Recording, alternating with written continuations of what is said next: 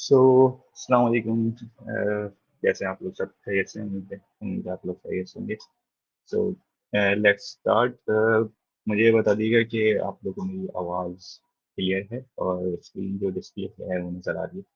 If yes तो select करिए, उनका हाई लिखते हैं या यहीं पे हाई लिखते हैं।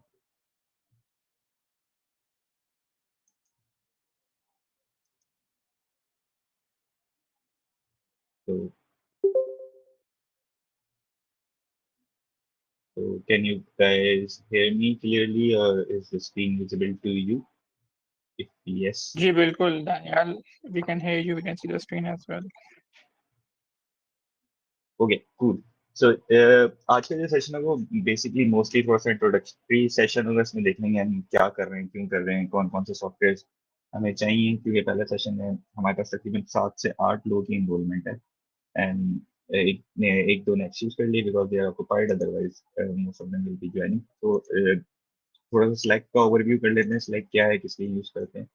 सो जिनको पता है उनके लिए वेरी गुड, जिनको नहीं पता तो यार स्लैक हम यूज कर रहे होंगे फॉर जितनी भी हमारी इन क्लास कन्वर्सेशन होंगी, जो भी आपके क्वेश्चन होंगे ड्यूरिंग द सेशन। अगर आपको कुछ पूछना है, कुछ दिखाना है, कुछ बताना है, हम स्लाइड पे शेयर करेंगे। हमारे पास एक जर्नल चैनल है, जर्नल चैनल के ऊपर हम तमाम के तमाम live question and answer during this session. So वो लाइव हो या नॉन लाइव हो, आपको सेशन के बाद में कुछ याद आए कि कोई सवाल पूछना है, किसी तरीके से कुछ कोई भी सवाल हो, मुझसे किसी भी तरीके का इंटरेक्शन करना है, so I prefer Slack instead of WhatsApp, क्योंकि स्लैक पे आप फाइल भी शेयर कर लेते हैं, नंबर वन। नंबर टू, ये अगर आप साइन ऑफ और साइन ऑन भी हो जाए तो आपकी जितनी भी कन्वर्जेशन है वो स्टोर्ड रहती है स्लैक के ऊपर, राइट?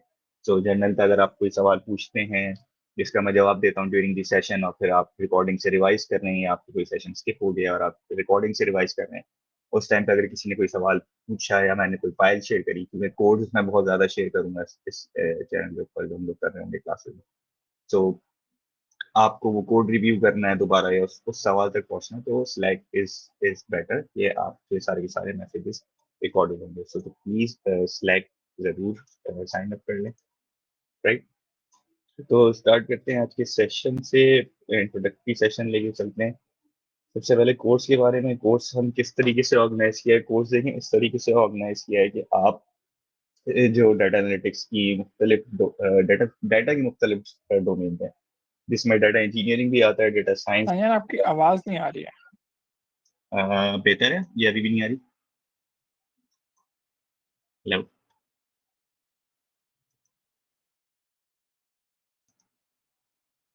अब आ रही है आवाज आपको?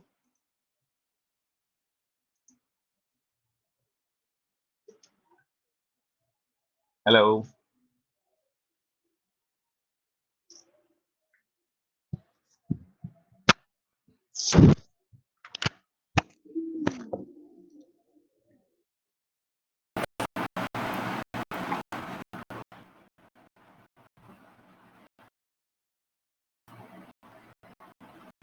Can you guys hear me now? हाँ जी, अब आवाज़ आ रही है।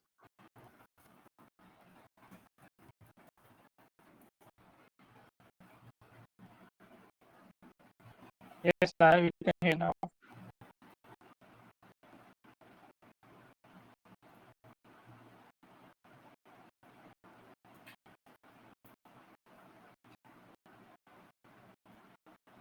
ओके, सो आई होप कि आप लोग अभी आवाज आ रही होगी। तो नहीं आया तो मुझे बता दीजिएगा, लिख दीजिएगा, नोट करके बोल दीजिएगा। तो हम देख रहे थे कि हमने कुछ किस तरीके से ऑर्गेनाइज किया, कोर्स किस तरीके से ऑर्गेनाइज किया है कि जो डेटा के मुख्तलिफ डोमेन हैं, राइट, जिसमें डेटा साइंस भी आता है, डेटा एनालिटिक्स भी आता है और डेटा इंजीनियरिंग भी आता है। उसमें से आपको डेटा इंजीनियरिंग, डेटा साइंस का थोड़ा सा फ्लेवर मिल जाए, लेकिन डेटा एनालिटिक्स का कंप्लीट फ्लेवर मिले, राइट? सो हम स्टार्टिंग डेटाबेसेस से, डेटाबेस क्या होता है, किस तरीके से होता है, किस तरीके से डेटाबेस बनता है। ये जो भी आप एनालिटिक्स कोर्स है तो उसमें बहुत कम है जो इस टॉपिक को याद कर लेना। इसमें देख होंगे हाउ टू मेक डेटाबेस और किस तरीके से उसको मैनेज करें। उसके बाद मेजर पोर्शन होगा इसका, कोड डिपेंड करेगा एसक्यूएल के ऊपर।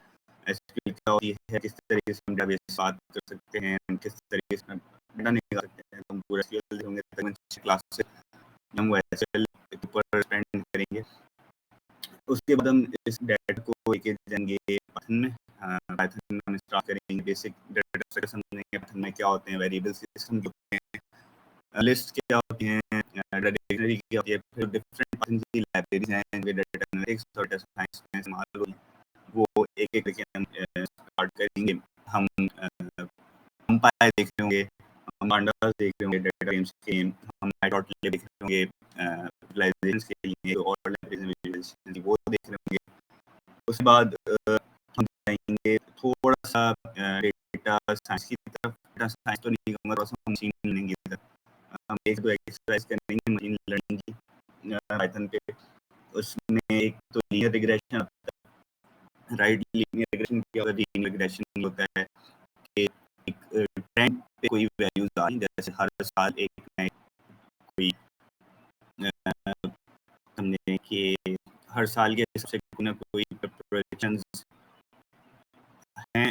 उन प्रोजेक्शंस के ऊपर अगर हम प्रोजेक्ट करने के 2020 में क्या वैल्यूज आएंगी, तो वो हम रिग्रेशन थ्रू करते हैं। क्या आप न्यू ईयर में We can.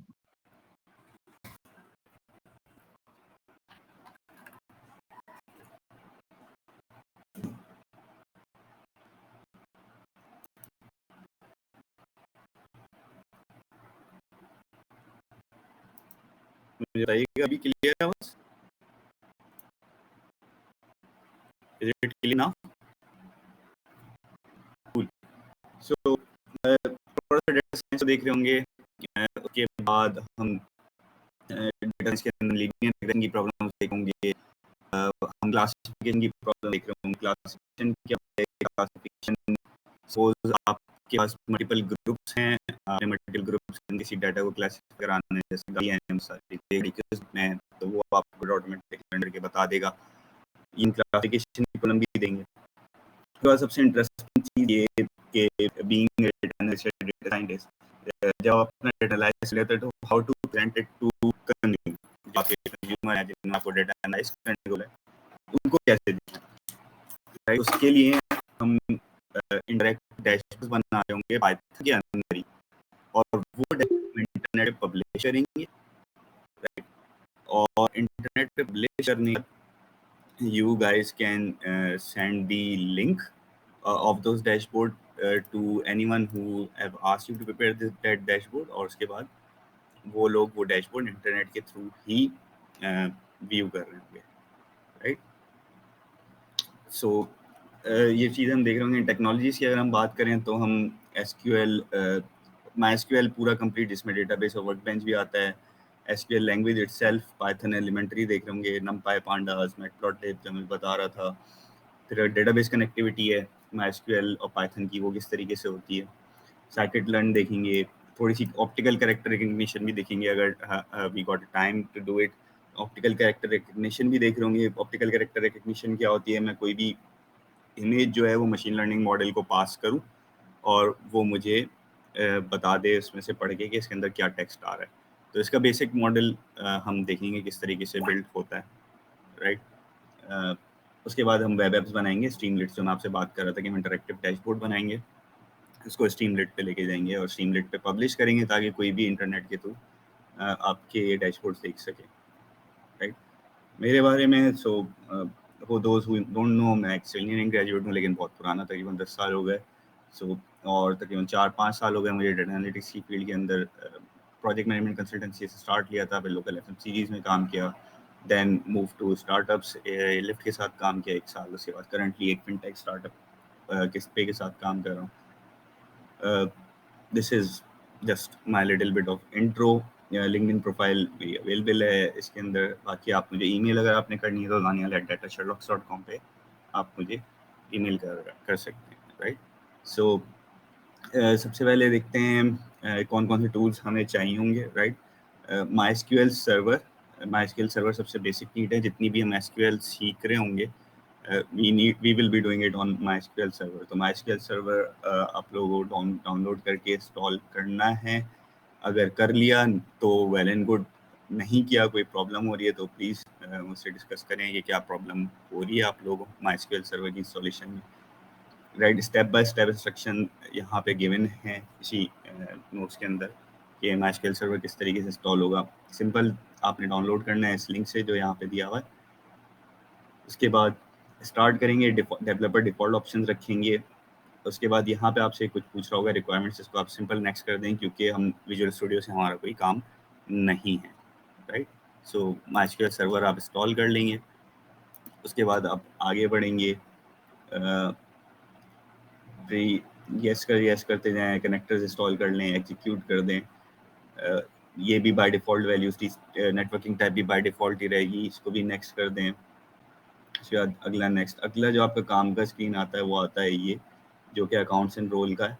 So root account जो है, जितने भी पासवर्ड हैं आई रिकमेंड यू कि आप पासवर्ड्स अपने जो हैं वो एडमिन ही रखें. राइट, पासवर्ड इस टाइम पे चेंज नहीं करें. उसकी वजह ये कि जब हम एक्सेस कर रहे होंगे या हम पाइथन से एक्सेस कर रहे होंगे अपना डेटाबेस MySQL का, तो काफ़ी दिन गुजर गए होंगे, तकरीबन 1 महीना गुजर गया होगा हमें डेटाबेस बनाए हुए, तो हो सकता है हम पासवर्ड्स भूल लें और अपना डेटाबेस हम इंटरनेट पे पब्लिश भी नहीं कर रहे. तो जब पब्लिश नहीं कर रहे तो पासवर्ड हमारे लिए इतने फ़ायदेमंद नहीं है. तो रिकमेंडेड यही कि आप हर पासवर्ड को एडमिन ही रखिएगा जब आप MySQL इंस्टॉल कर रहे हैं.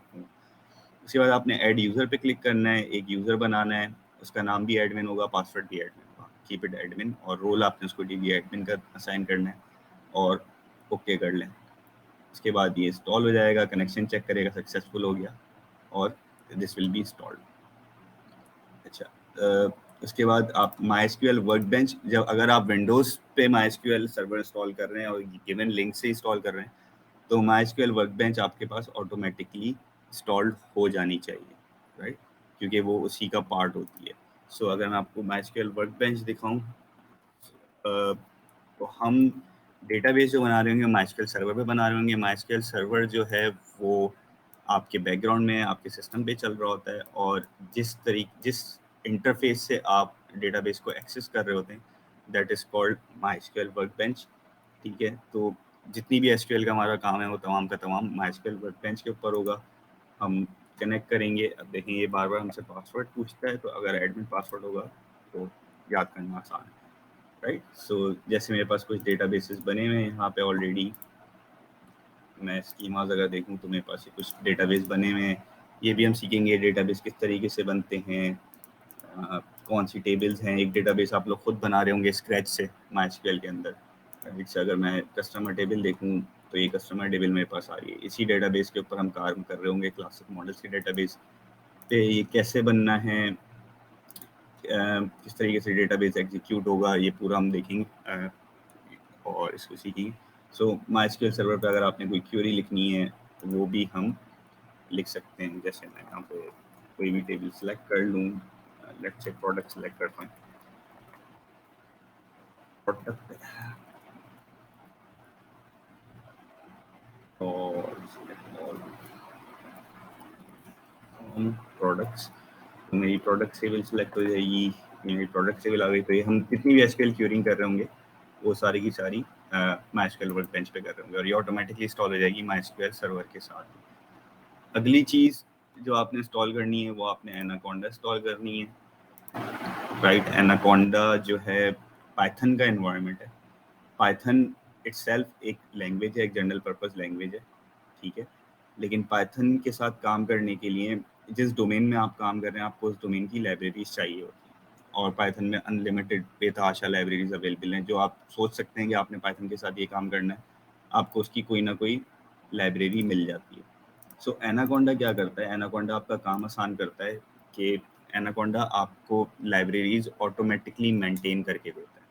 राइट, सो सपोज एक लाइब्रेरी है, साइकिट-लर्न की बात करते हैं या नमपाई की बात करते हैं. ये लाइब्रेरीज हैं जिनकी बैकग्राउंड पे कोई और लाइब्रेरीज रिक्वायर्ड होंगी. अगर आपको नमपाई चाहिए तो नमपाई को काम करने के लिए हो सकता है मैथ मॉड्यूल चाहिए. ठीक है, इस तरह अगर आपने पांडास पे काम करना है तो पांडास को काम करने के लिए पीछे कोई ग्राफिक मॉडल चाहिए होता है. तो एनाकोंडा ये करता है कि जितनी भी आपकी प्रिकर्सर लाइब्रेरीज हैं उनकी रिक्वायरमेंट ऑटोमेटिकली पूरी करता है. राइट, और आपको सिर्फ रिक्वायर्ड लाइब्रेरी डाउनलोड करने की ज़रूरत है, नंबर 1। तो आप पाइथन उससे एक्सेस कर सकते हैं।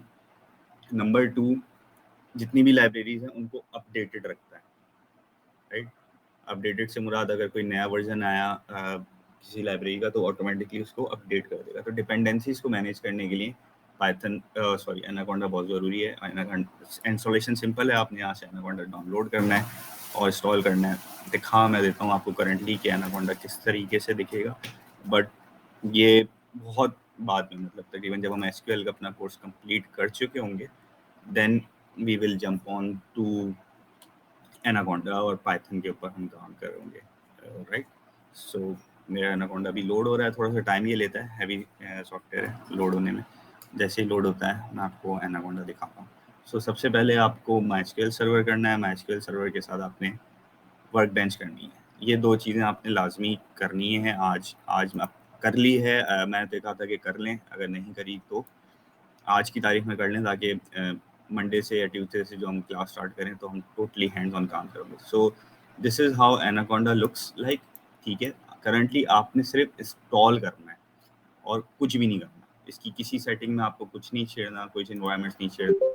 ये सब जब हम स्टार्ट करेंगे आपका पाइथन, तो उस टाइम पे मैं आपको सारी सेटिंग्स बताऊंगा कि इस तरीके से पाइथन में कौन सी लाइब्रेरी इंस्टॉल करनी है। तो एनाकोंडा सिर्फ डाउनलोड करके इंस्टॉल कर लें, इस पर काम कुछ नहीं करें, ठीक है। अच्छा, एनाकोंडा के बाद जो हमें अगला सॉफ्टवेयर चाहिए वो हमें वीएस कोड चाहिए। वीएस कोड क्या है? वीएस कोड हमारा आईडीई यानी इंटीग्रेटेड डेवलपमेंट एनवायरनमेंट है। तो जितनी, ये समझ लेंगे कोडिंग का नोटपैड है, राइट। तो जितनी भी हम एसक्यूएल की क्वेरीज वगैरह लिख रहे होंगे या कोई फाइल या कोई कोड फाइल मैं आपसे शेयर कर रहा हूँ, तो उसको व्यू करने के लिए आपको वीएस कोड चाहिए होगा। वीएस कोड कुछ इस तरीके का दिखता है। वीएस कोड का फ़ायदा ये है कि आपका सिंटेक्स जो है वो हाईलाइटेड होता है, राइट। तो मैं अगर कोई एसक्यूएल लिख रहा हूँ तो एसक्यूएल में ऑटोमेटिकली मुझे सिंटेक्स हाईलाइट करके दे रहा है, कौन से वेरिएबल्स हैं, कौन से टाइम, कौन सी फंक्शन हैं, क्या है। सो इसी तरीके से अगर मैं पाइथन की कोई स्क्रिप्ट खोल लूँ, let's say Python Python Python Python में सीआर खोल लेते हैं। ये एक पाइथन की स्क्रिप्ट है, राइट। तो ये ऑटोमेटिकली मुझे सारे वेरिएबल्स जितने भी हैं मेरे वो हाईलाइट करके दे रहा है। सो दैट्स वाई कोड आप पाइथन की फाइल आप नोटपैड पे भी खोल सकते हैं, इसके लिए फाइल आप नोटपैड पे भी खोल सकते हैं, बट इस पे काम करना आसान हो जाता है। तो मैं जितनी भी रॉ कोड फाइल्स आपसे शेयर कर रहा हूँ वो उसको खोलने के लिए या खुद कोडिंग करने के लिए आपको वीएस कोड लाजमी चाहिए होगा, राइट। और उसके बाद हमारे पास लास्ट जो चीज़ आती है that is slack. Slack download करना है तो कर लें, नहीं तो स्लैक आप डायरेक्ट वेबसाइट से भी एक्सेस कर सकते हैं। slack.com से इनविटेशन लिंक आपको भेज दिया। सो अगेन स्लैक क्यों यूज़ करना है, किस लिए यूज़ करना है, उसका रीज़न मैंने आपको बता दिया था कि हम जितनी भी क्लास की डिस्कशन हैं और जितनी भी चीज़ें जो रिकॉर्डिंग्स हैं वो सारी की सारी स्लैक पे शेयर होंगी। उसकी वजह ये है कि स्लैक पे मैसेजेस सेव्ड रहते हैं। आपको बाद में जाके अगर आप रिकॉर्डिंग से कोई लेक्चर रिव्यू कर रहे हैं और आपको उस टाइम पे कोई सवाल किसी ने किया लेक्चर के अंदर, आपको उसका जवाब देखना है तो वो स्लैक पे सेव होगा आपके पास। इसके काउंटर में अगर हम यहीं पे गो टू मीटिंग के अंदर ही सवाल जवाब स्टार्ट कर देते हैं, जैसे ही मैं सेशन क्लोज करूँगा वो सारी की सारी चैट डिलीट हो जाएगी, तो उसका कोई हिस्टोरिकल रिकॉर्ड नहीं होगा। सो दैट्स वाई हम चैट जो है वो स्लैक्स पे रखेंगे और जितनी भी कोड्स वगैरह शेयर करने, जो भी रिकॉर्डिंग शेयर करनी है वो हम स्लैक पे ही शेयर कर रहे होंगे। So this was general intro of the course how will be going. अच्छा, इसमें अभी तक आप लोग अगर कोई सवाल है तो प्लीज़ गो अहेड।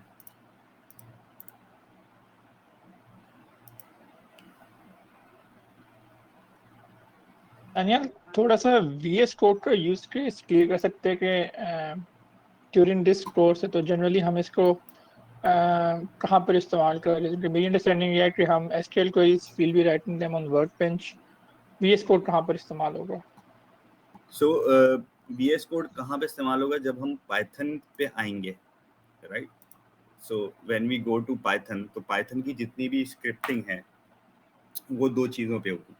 या तो वीएस कोड के ऊपर हम पाइथन की स्क्रिप्ट्स लिख रहे होंगे, नंबर 1, या हम जुपिटर नोटबुक्स पे पाइथन की स्क्रिप्ट लिख रहे होंगे, ठीक है। जितनी भी डाटा एनालिटिक्स वाली चीज़ें हैं, डेटा विजुअलाइजेशन वाली चीज़ें एक्सरसाइजेज हैं, वो तो सारी की सारी हम जुपिटर नोटबुक्स पे कर सकते हैं, राइट।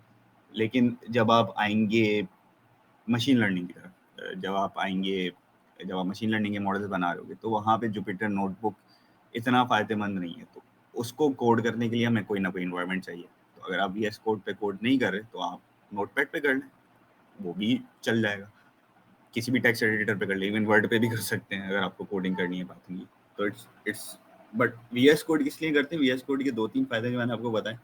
एक तो उसका पाइथन का टर्मिनल नीचे आ जाता है, वो थोड़ा सा एडवांस चीज़ हम देखेंगे पाइथन का टर्मिनल नीचे कैसा आता है। दूसरा, आपका कोड हाईलाइटेड होता है, कोड फॉर्मेटेड होता है, तो आपको पढ़ने में आसानी होती है। जब आप पाइथन की, हम आगे जाएंगे इंशाल्लाह सेकंड मंथ के अंदर, जब एक्सटेंडेड पाइथन कर रहे होंगे, तो इतनी लंबी लंबी हमारी स्क्रिप्ट्स हो जाएंगी कि हम खुद कंफ्यूज हो जाते हैं कभी कभार कि यार कौन सा वेरिएबल कहाँ पे यूज़ किया था, कौन सी लाइब्रेरी कब डाउनलोड करिए, कब इंपोर्ट करिए।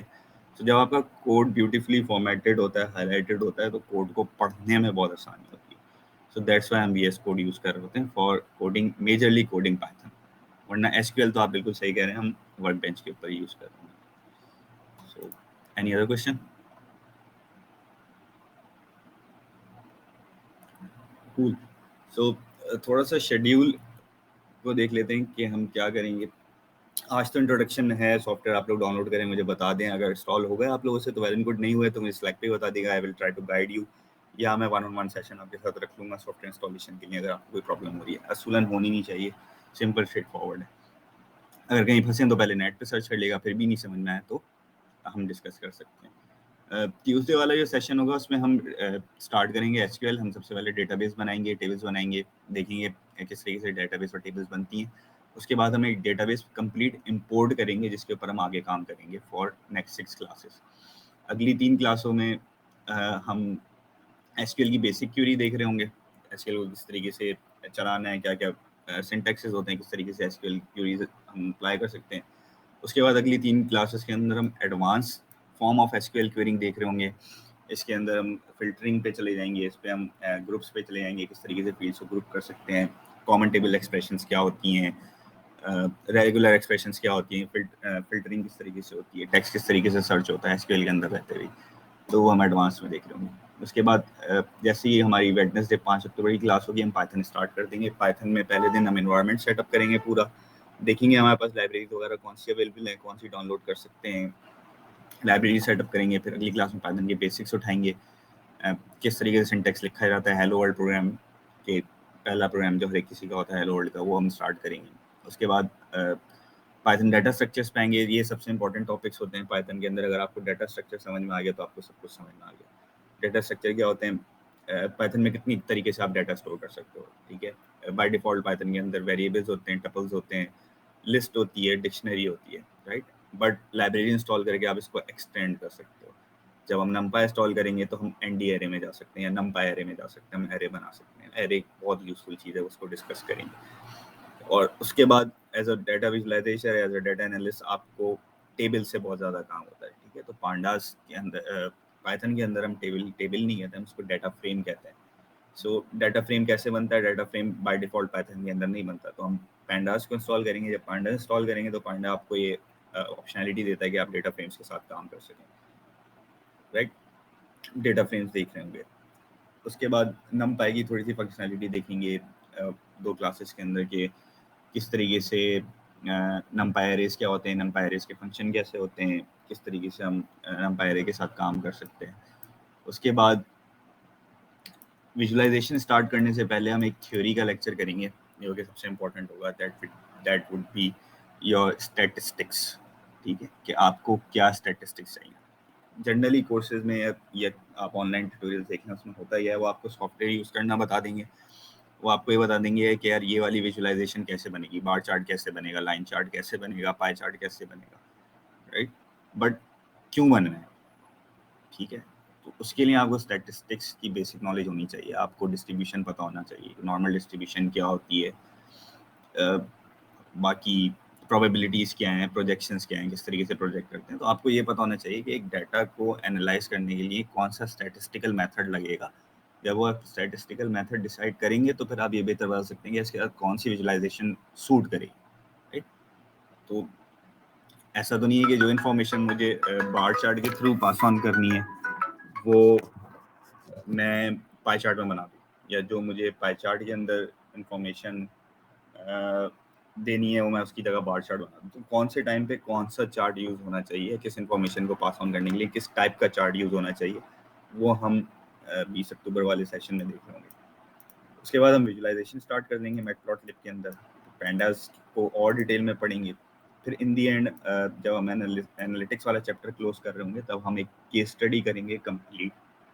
वो रियल वर्ल्ड के करीब केस स्टडी होगी जिसमें हम एक रॉ डाटा लेंगे, उस डाटा को कम्प्लीटली एनालाइज करेंगे, उसकी विजुलाइजेशंस बनाएंगे और फिर उससे एक रिपोर्ट बनाएंगे जैसे। और इसको मैं रियल वर्ल्ड एग्जांपल दूं तो if you do analytics project या आप जॉब करते हैं एनालिस्ट और आपका सीनियर या मैनेजर जो भी है वो आपसे बोलता है कि यार ये डाटा एनालाइज करके फाइंडिंग्स निकाल के लाके दो, तो आपने किस तरीके से फाइंडिंग्स बतानी है, how to communicate the finding, report किस तरीके से बननी चाहिए, राइट।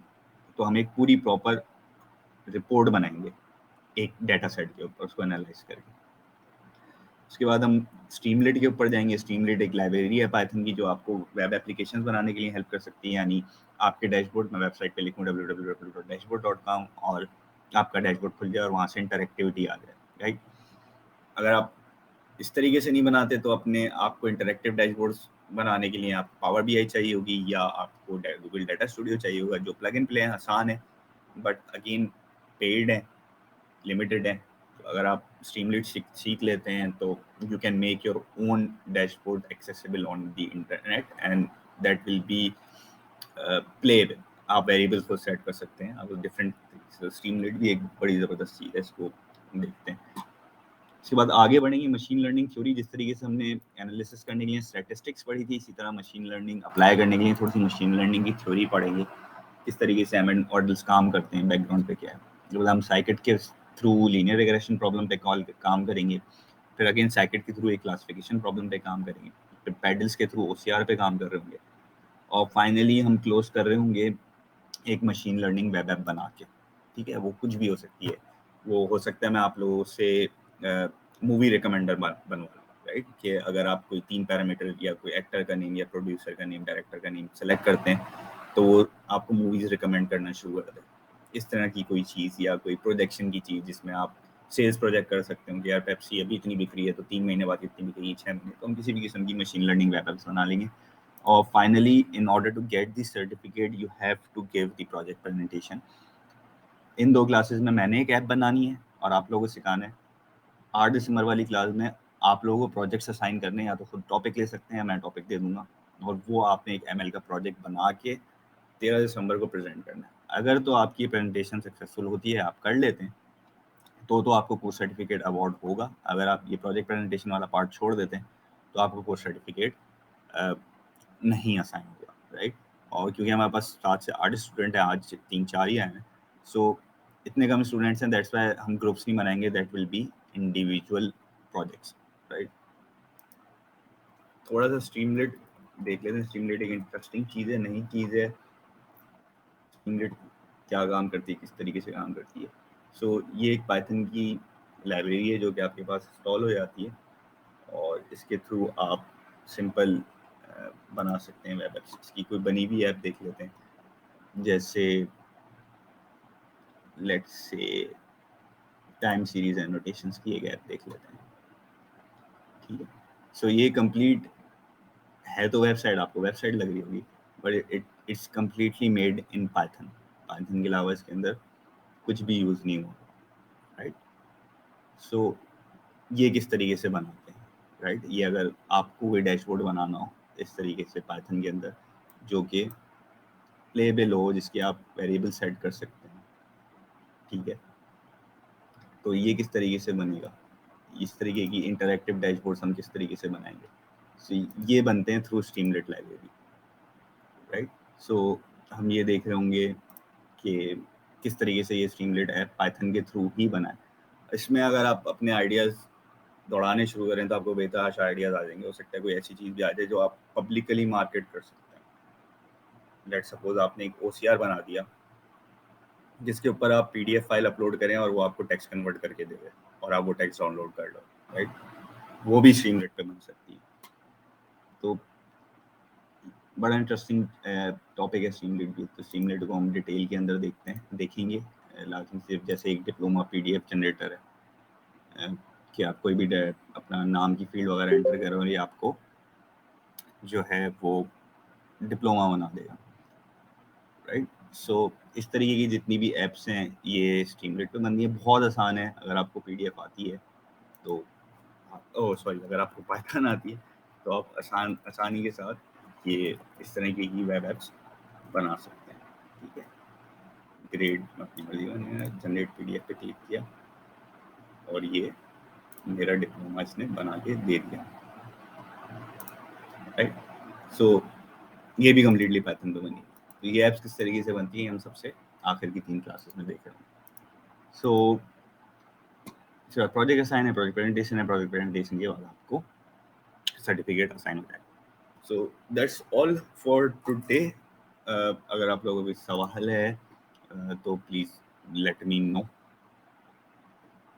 काम आपने ये करना है कि आपने MySQL सर्वर और SQL वर्कबेंच ये 2 चीज़ें लाजमी इंस्टॉल करके रखनी है अगली क्लास से पहले, ठीक है। रिकॉर्डिंग्स जो है मैं स्लैक पे शेयर कर दूंगा। नोट्स ये वाले मैं ईमेल के थ्रू भी भेज चुका हूँ, but I will share it in slack also in in recording section. So if you guys have any questions, so floor is open for you.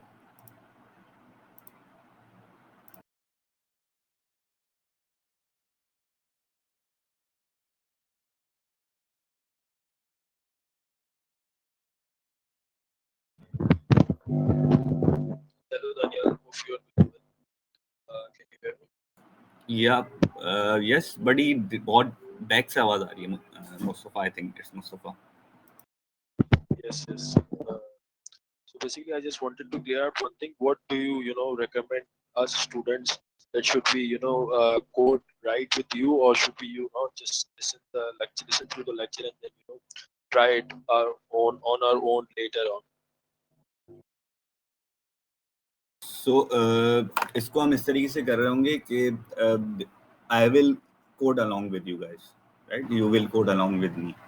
तो जो भी हम एक्सरसाइज स्क्रीन पे समझ रहे होंगे कर रहे होंगे, first I will do that exercise, then I will ask you guys to do that exercise, ठीक है। फिर उसके आप स्क्रीनशॉट मुझे शेयर करिएगा अगर कहीं एरर आ रहा है तो हम वो डिस्कस करेंगे during the class, code along होगा। उसके बाद I will give 3 to 4 exercises of each topic, right. और आप वो दे रहे हैं, देन क्लास में ही सॉल्व कर रहे होंगे। अगर 4 एक्सरसाइजेज लंबी हो रही है तो हम उनसे 2 क्लास में सॉल्व करेंगे और मैं उसका कोड नहीं बताऊंगा, आप लोग खुद से सॉल्व करने की कोशिश करेंगे, ठीक है। जब मुझे मेजॉरिटी का जवाब आ जाएगा कि उन्होंने कर लिया, then I will do it on my PC to show you कि कैसे किया, ताकि अगर किसी से नहीं हो पा रहा था तो वो उसको देख के कॉपी कर ले, राइट। और 2 एक्सरसाइजेज उसमें से हर टॉपिक की तकरीबन ऐसी होंगी जो आपने क्लास के बाद खुद से करनी है अगर आपने सीखना है तो। So this will be the methodology for through out this course, चाहे वो SQL हो, चाहे वो विजुअलाइजेशन हो, चाहे वो पाइथन हो, चाहे वो मशीन लर्निंग हो, you will be coding up, ताकि कोई भी प्रॉब्लम्स हो तो हम हाथ क्या डिस्कस कर सकते हैं।